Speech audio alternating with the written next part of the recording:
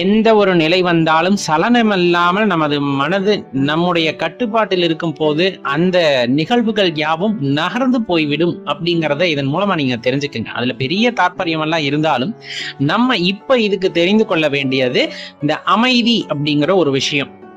கோபம் வந்தா எப்படி அமைதியா இருக்கிறது, அல்லது காமம் வரும்போது எப்படி அமைதியாகிறது, அல்ல இன்பம் வரும்போது எப்படி அமைதியாகிறது அப்படின்னா, இதையெல்லாம் கட்டுப்படுத்த தெரியவில்லை என்றால் நம் மனிதர்களாகவே இருக்கின்றோம், இயல்பான மனிதர்களாகவே. இதை கட்டுப்படுத்த வேண்டும் என்று முயற்சி செய்கின்றோம் அப்படிங்கும் போது தெரிந்து கொள்ள வேண்டிய ஒரே ஒரு விஷயம்தான், நிகழ்காலத்தில் இருங்கள், அவ்வளவுதான்.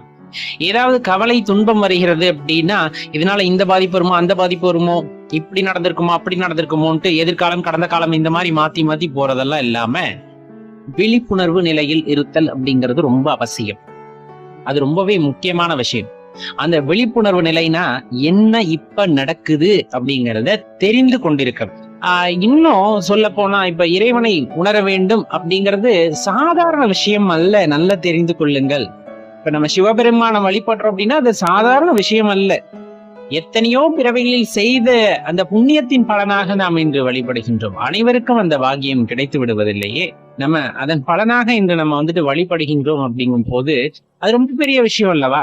அப்ப சில பேர் என்ன சொல்லுவாங்க, 1 மாசத்துல 2 மாசத்துல இந்த மாதிரி கணக்கு வச்சுக்கிட்டு இதுக்குள்ள அவரோட அருள் கிடைத்து விட வேண்டும், இப்படியெல்லாம் இருக்கு இல்லையா?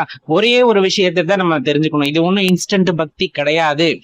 எந்த ஒரு பெரிய காரியத்தை செய்ய வேண்டும் என்றாலும் அதற்கு தகுந்தாற் போல் நாம் பெருமுயற்சி செய்ய வேண்டும்.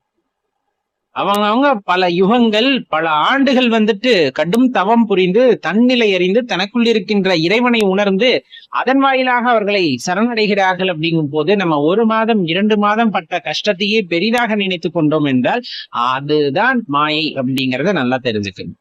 அந்த இடத்துலதான் மனசு அதை ஆட்டி பார்க்கும்.